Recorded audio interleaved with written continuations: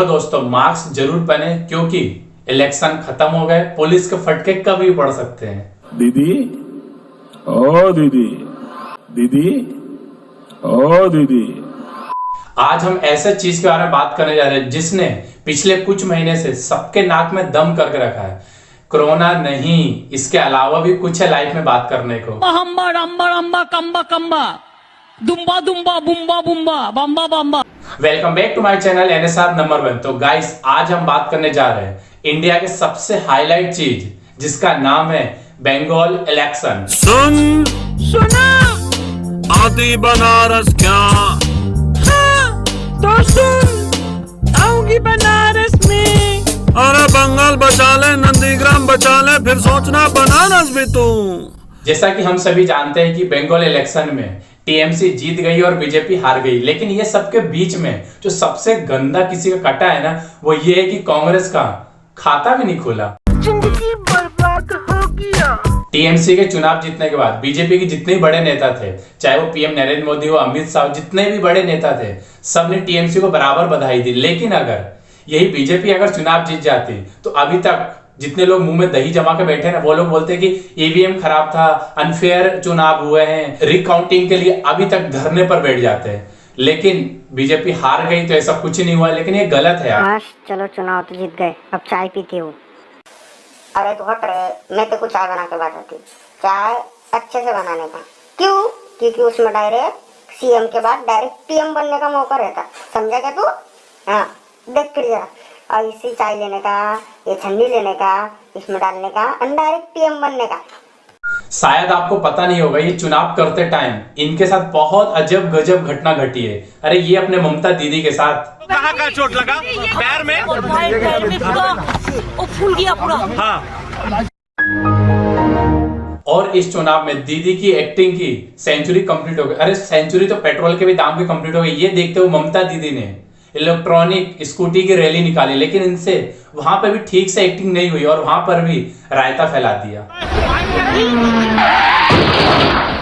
तो देखा आपने, जिन दीदी से एक स्कूटी तक नहीं संभल रही है, वो बड़ी बड़ी बातें कर रही है, बंगाल चलाने की बातें कर रही है। तू हट, आज गाड़ी तेरी दीदी चलाएगी। Moments later.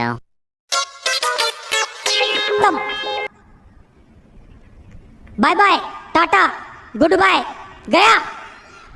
शायद आप सभी को ये तो पता ही होगा कि हमारी दीदी जय श्री राम के नारे से कितना चिढ़ती है, लेकिन हमारी दीदी को ये सारे बातें बहुत पसंद आती है। इंशाअल्लाह अल्लाह ताला সকলকে ভালো রাখো। আল্লাহ লা ইলাহা ইল্লাল্লাহ মুহাম্মদ রাসূলুল্লাহ। वाह दीदी वाह, मतलब सही है यार। मतलब आप जय श्री राम के नारे से इतना क्यों भड़कते हो? अगर इनके सामने, हमारे दीदी के सामने कोई जय श्री राम बोल देना तो दीदी का रिएक्शन ऐसा होता है।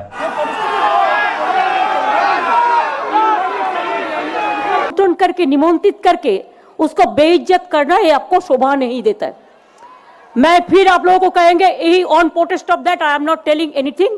ठीक है यार, ये सब कुछ ठीक है, सबकी अपनी अपनी श्रद्धा, कौन किसको मानता है, कौन किसको नहीं मानता, लेकिन हद तो जब पार हो गई जब दीदी ने सीआरपीएफ को भी नहीं छोड़ा। যদি গন্ডগোল করে আমি আপনাদের মেয়েদের বলে দিচ্ছি, আপনারা ওদের ঘেরাও করে রাখবেন একদল, আর একদল ভোট দিতে। ऐसे तो हमारी दीदी फालतू फालतू काम करने में सबसे आगे रहती है, लेकिन अफसोस की बात तो यह है कि हमारी दीदी को अपनी खुद की मातृभाषा बोलना भी नहीं आता। चल एक नजर इनकी हिंदी पे भी डालते हैं। को हिंदी सिखाएगा ये, हम तो उसको कान पकड़ के हिंदी सिखा देगा। इधर में लिखा इंग्लिश हिंदी, तो हिंदी देखो क्या पढ़ता है।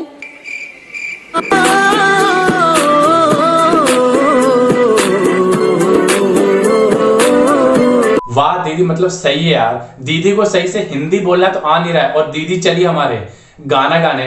इलेक्शन चल रहा है, इंडिया आइडल का शो चल रहा है। तू भी जागो, जागो बांग्ला, जागो बांग्ला, जागो बांग्ला माँ तुम्ही जा। लेकिन हद तो तब हो गई जब दीदी ने मिस यूनिवर्स बनने का भी सपना देखा। Hey, y'all, come look at this. क्या लगती है हाय रब्बा, क्या दिखती है वेट वेट वेट, दीदी का आपने सॉन्ग तो सुन लिया, बहुत अच्छा सॉन्ग था। अब चलो दीदी का एक बार डांस देख लेते हैं। डीजे गुरगुल मिक्सिंग। जैसा कि आप सभी जानते हैं कोरोना वायरस बहुत तेजी से फैल रहा है और हमारे वैज्ञानिक तो ये तक बोल दिया है कि ये शायद अब हवा के द्वारा भी फैल रहा है। तो अपने घर की हवा को शुद्ध रखें, इसके लिए वेस्टिज का एक जबरदस्त एयर प्यूरिफायर जो आपके घर में एयर है उसको फिल्टर करता है, धूल डस्ट धुआं वगैरह जो भी रहता है वो सबको नष्ट कर देता है वो, और जो बैक्टीरिया कोरोना वायरस जैसे जो बैक्टीरिया है उसको भी नष्ट कर देता है। हालांकि इसकी मार्केट में वैल्यू 19,500 रुपए, लेकिन मेरे दिए गए लिंक पे अगर आप लेते हैं तो आपको 1,000 रुपए का डिस्काउंट मिलेगा और ये आपको 18,500 का मिलेगा। सबसे बड़ी बात जो हमारा वेस्टिज का एयर प्यूरिफायर है इसको बहुत सारे हॉस्पिटल में लगाया जा रहा है। चलिए तो फिर वीडियो को आगे बढ़ाते हैं। एक इंटरव्यू में दीदी से पूछा गया कि दीदी आप राजनीति कब छोड़ोगे, तो दीदी का रिप्लाई तो आप सबको पता था। Don't worry for Nandigram. Wow, Mamata ने अपनी हार स्वीकारी तो फुर्सत में निकल। दीदी की बात और उसकी खैर छोड़ो, जब से दीदी ने वहां पे टीएमसी ने वहां पे चुनाव जीता तब से वहां पे दंगे हो रहा है, मर्डर और सब कुछ हो रहा है। और ये क्यों हो रहा है इसका जवाब दीदी ने पहले ही दे दिया था। আগামী দিন তো আমরাই থাকবো, তখন আমরা দেখে নেব,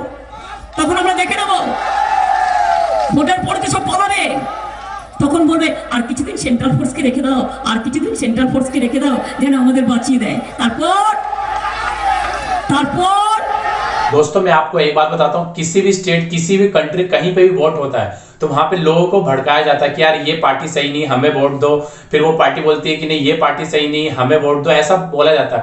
ठीक है यार, मतलब ये हर जगह होता है, वोट पाने के लिए हर व्यक्ति करता है, हर पॉलिटिक्स कर रहा है आज के डेट में, लेकिन ये सबके बीच में हमारी भोली वाली जनता का क्या कसूर है। मतलब यार टीएमसी की चुनाव जीतने के बाद वहां पर दंगे हो रहे हैं, खुलेआम मर्डर हो रहा है, रेप हो रहा है, सब कुछ हो रहा है, और वहां की पार्टी ये सब चीजें छुपा रही है और सफाई में क्या बोल रही है कि यार बीजेपी का एक मरा तो हमारे टीएमसी का भी तो 3 मरा है यार। ठीक है यार, मान लिया कि टीएमसी के ज्यादा मर रहे हैं, बीजेपी कम मर रहा है, लेकिन मर ही क्यों रहे हैं?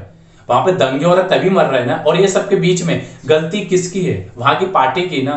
भले कोई मरे, टीएमसी का मरे, बीजेपी का मरे, कौन ज्यादा मरा कौन कम मर रहा ये मायने नहीं है, लेकिन मर रहे हैं वहां पे, और मर तो रही जनता ना। ठीक है यार, चुनाव था, चुनाव में इतनी सारी पार्टी लड़ती है और कोई एक ही पार्टी जीतती है, लेकिन जो पार्टी वहां पे जीतती है उसका फर्ज क्या बनता है कि वहां की जनता को सेफ रखे, वहां की जनता को सिक्योरिटी दे, ना कि ये कि तुमने हमें वोट नहीं दिया, तुमने बीजेपी को वोट दिया तो तुम्हें मरना पड़े। ऐसा नहीं होता है यार। वो लोग जनता, उनका राइट्स बनता है, वो किसी को भी वोट दे सकते हैं या नहीं भी दे सकते हैं, लेकिन इसका मतलब ये तो नहीं ना कि साला तुम उसके बदले में उनका गला काटोगे, उनके माँ बहन का खुलेआम कांड करोगे, मर्डर करोगे, घर जलाओगे। ऐसा नहीं होता है। पता है कोविड से इतने सारे लोग मर रहे हैं, उसके बावजूद आपने वहां पर रैली करी, आपने क्या दूसरी पार्टी ने भी वहां पर रैली, इतने सारे लोग उसमें, सब लोगों ने स्टेटस लगाया कि हमारी पार्टी इतनी बड़ी है, हमारी रैली इतनी बड़ी है, उनकी पार्टी इतनी छोटी है, उनकी रैली इतनी छोटी है। आपको पता है जो लोग आपकी रैली में आए थे, जो लोग अपनी जान की परवाह करे बिना घर से निकले, आपको इतना सपोर्ट करा, उनकी आंखों बस एक ही उम्मीद थी कि ये पार्टी हमारा भला करेगी, ये पार्टी हमारे बच्चों का फ्यूचर सुधारेगी,